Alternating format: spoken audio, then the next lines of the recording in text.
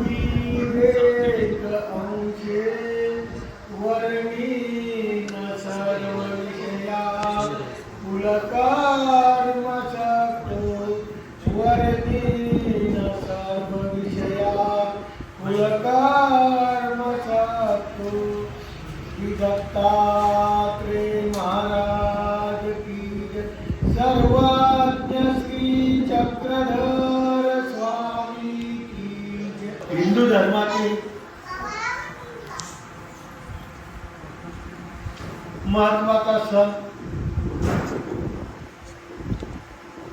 अक्षय तृतीया शुभमुहूर्त मानले जातात। मानवा पंथातही हिंदू धर्माच्या रीतिरिवाजानुसार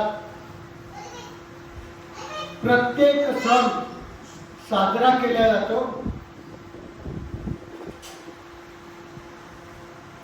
आज अक्षय तृतीया स्वामी चक्रहांचं महाराष्ट्रात परिभ्रमण असताना स्वामी चक्रहांनी आपल्या अवतार कार्यामध्ये सर्व परंपरा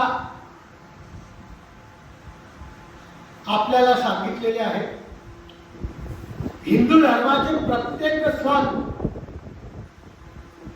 स्वामी चक्रहांनी त्यांच्या अवतार कार्यामध्ये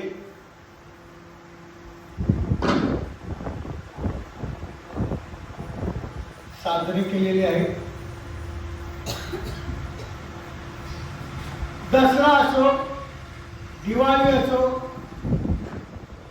अक्षय तृतीया असो, गुढीपाडवा असो, त्यामध्ये आज अक्षय तृतीया आणि अक्षय तृतीयेच्या माध्यमातून लोक सण साजरा करत असताना घागरभर पाणी त्या देवतेला अर्पण करत असतात। काही हिंदू धर्माचे वेदानुसार आचरणारे श्राद्धही करत असतात। परंतु स्वामी चक्रहांनी या मानवा पंथामध्ये एक महत्वाचा हा सण साजरा करत असताना एक विशेष प्रकारची माहिती दिलेली आहे। स्वामी चक्रहांचा मुक्काम डोमेग्रामला आहे आणि डोमेग्रामला असताना हा अक्षय तृतीया सण आलेला आहे। प्रत्येक भाविक, प्रत्येक भक्त आपापल्या परीने स्वामींच्या ठिकाणी ती अक्षय तृतीया खूप प्रेमाने, हर्षभराने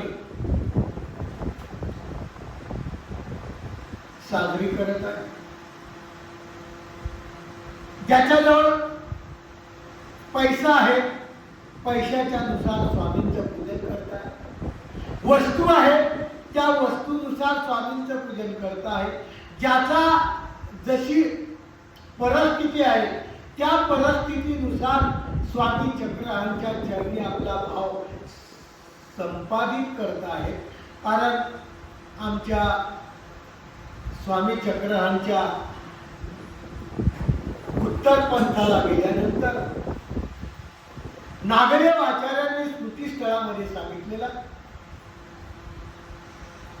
की सण आल्यानंतर जोही सण येईल त्या सण आल्यानंतर आपण जेव्हा ज्या प्रकारे दररोज भक्ती करतो त्याच्यापेक्षा दुप्पट भक्ती करून परमेश्वराला प्रसन्न करतो असं सांगितलं। दुप्पट क्रिया करायची, दुप्पट भाव अर्पण करायचा, तेव्हा तो सण आपल्याला प्रेमदायक ठरतो। त्याचप्रमाणे सर्व भक्तीजन आनंदाने, उत्साहाने तो सण साजरा करत आहे। त्यामध्ये स्त्री आहे, अबला आहे, जिच्याजवळ परिस्थिती खूप दुर्गम आहे, तिच्याजवळ स्वामी चक्रधरांच्या चरणी अर्पण करावं असं कोणतंही वस्तू नाही. ती जसे लोक पूजन करताय तशी ती पाहते आहे, परंतु आपला भाव स्वामी चक्रांना संपादित कसा करावा विचार करते की आपण दैवहीन, आपण कर्महीन, आपण अभाग्यशाली, आपल्याजवळ काही संपत्ती नाही आणि आपण ती परमेश्वराला अर्पण करू शकत नाही, एवढी मागची दरिद्रता आपण जोडलेली आहे. अशा माध्यमातून अंतःकरणामध्ये स्वामींच्या बद्दल, त्या क्रियेच्या बद्दल दुःख करते आहे की मी किती अभाग्यशाली आहे, माझ्याजवळ काहीच नाही, स्वामी चक्रांना अर्पण करावं अशी कोणतीही गोष्ट माझ्याजवळ नाही, त्यामुळे काय करावं काय करावं, अंतःकरणामध्ये खूप मोठी दुःख करते आहे, डोळ्यातून अश्रुधारा वाहत आहे तिच्या. काय करावं विचार करत होती. सर्वजण येऊन पूजा करत होते. शेवटी ती लहानाईसा एकटी बसलेली आहे, बाकी सर्व निघून गेले. स्वामी म्हणतात, बाई तुम्ही काही आमच्या ठिकाणी अक्षय तृतीया संपादित करत नाही. असं म्हटल्या स्वामी चक्रधरांचा शब्द तिच्या अंतःकरणात गेला आणि अंतःकरणात गेल्यावर तिला अनेक वाईट वाटायला लागलं. माझ्यासारखी दुर्भाग्यशाली कोणीच नाही, म्हणून स्वामींना ती विनंती करते आहे, बाबा मी दुर्दैव आहे, माझ्या जवळ एकही वस्तू नाही की तुमच्या ठिकाणी तुमच्या चरणाला समर्पित करावं, असं एकही वस्तू नाही, त्यामुळं मी कर्महीन आहे, दैवहीन आहे, मी काहीही अर्पण करू शकत नाही. वास्तविक प्रत्येक जीवाजवळ बारकाईने विचार केला तर कोणाजवळच काही नाही. आपण जरी या मनुष्य जन्मामध्ये आलेलो आहे, मानवाच्या जन्मामध्ये आपण वावरतो आहे, तर आपण सुद्धा हे देहाचा विचार केला तर हे देह सुद्धा आपलं नाही आहे.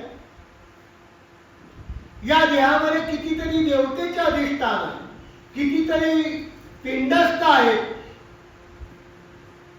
मनाच्या ठिकाणी, बुद्धीच्या ठिकाणी, चित्ताच्या ठिकाणी, अहंकाराच्या ठिकाणी वेगवेगळ्या देवतेचं अधिष्ठान आहे. म्हणजे आपण ज्या देहात राहतो आहे, हा देह सुद्धा भाड्याचा आहे, हा देह सुद्धा कर्माने भेटलेला आहे, देवतेच्या कर्म आपण भोगतो आहे, असं स्वामींना त्यांना सांगून द्यायचं होतं अक्षय तृतीयेच्या माध्यमातून. लामाई कोणाजवळ काय आहे, कोणाजवळच काही नाही. स्वामींनी साधेलाही सांगितलेलं आहे, साधे कवनाते काही असे हे सकळे देवाचे की मा देवो देते आपुले. अरे आपण ज्या इस्टेटवर, आपण ज्या धन संपत्तीवर गर्व करतो, हा गर्व जर आपण आयुष्यभर करत असलो तर आपल्या काय कामाचा, एक दिवस सर्व सोडून जावं लागेल. तुमचं जर असतं तर तुम्ही सोबत नेलं असतं, 7-12 करा, 8-12 करा, कोणताही 12 करा, परंतु इथं सर्व सोडूनच जावा लागणार आहे. आणि हा संदेश अक्षय तृतीयेच्या निमित्ताने स्वामी चक्रधरांनी लहानाईसाला सांगितलेला आहे. बाई उठा, काय नाही तुमच्याकडं, हे घागर घ्या, नदीवर जा, गोदावरी नदी आहे खाली, नदीवर जा, स्वच्छ धुवा, ही घागर मध्ये पाणी भरून आणा आणि पाणी भरून आणून माझ्या चरणी संपादित करा, हे तुमची अक्षय तृतीया होईलच. आनंद वाटलेला आहे तिला. पत्रम पुष्पम फलम तोयम यो मे भक्त्या गच्छति, असं भगवान श्रीकृष्णांनी भगवद्गीतेमध्ये सुद्धा सांगितलेलं आहे. आज स्वामी चक्रांनी सुद्धा ही लीळा घडून आपल्याला दाखवून दिलेलं आहे की श्रीकृष्ण चक्रवर्तीचं तत्वज्ञान आणि स्वामी चक्रांचं तत्वज्ञान याच्यात तीळ मात्र फरक नाही, परंतु भावना आपली अंतःकरणात ती शोधायला पाहिजे. पत्रम पुष्पम फलम तोयम यो मे भक्त्या प्रयच्छति, ठीक आहे, पण कोणासाठी? श्रीकृष्ण चक्रवर्तींनी हे सूत्र सांगितलं कोणासाठी? स्वामी चक्रधरांनी अक्षय तृतीयेच्या निमित्ताने लहानाईसाला हे चरित्र अक्षय तृतीया संपूर्ण केली कोणासाठी, या दोन गोष्टीचा विचार जर आपण केला तर ज्याच्याजवळ खरंच काय नाही, जो परिस्थिती खरंच दरिद्री आहे, ज्याच्या जवळ परमेश्वराच्या भक्तीच्या ठिकाणी काही संपादन करावं अशी कोणत्याही कर्म त्यांनी जोडलेलं नाही किंवा दैव संपत्ती त्याच्याजवळ नाही, त्याच्यासाठी विषय आहे. तोही स्वामी श्रीकृष्णांनी सांगितला, हाही आमच्या स्वामी चक्रांनी सांगितला, जा पाणी आणा. पाणी आणलं तिने, स्वामी चक्रांच्या चरणावर अर्पण केलं आणि स्वामींनी सांगितलं, लहामाईशे येथोनी तुमची अक्षय तृतीया संपूर्ण जा. तुमची स्वीकार केली. अशा भक्ताची स्वीकार करतात की ज्याच्याजवळ खरंच काही नाही. पण आपण काय झालेलो आहे, आपण सुद्धा तेच सूत्र हातात धरलेलं आहे. आपल्याला सर्व आहे, पण जेव्हा मंदिरात येतो, जेव्हा साधूला भेटतो, इकडे बार मध्ये गेले, हॉटेल मध्ये गेले, कितीतरी पैसे खर्च करतात, परंतु जेव्हा मंदिरात गेलो तर नारळावर किती रुपये ठेवतात?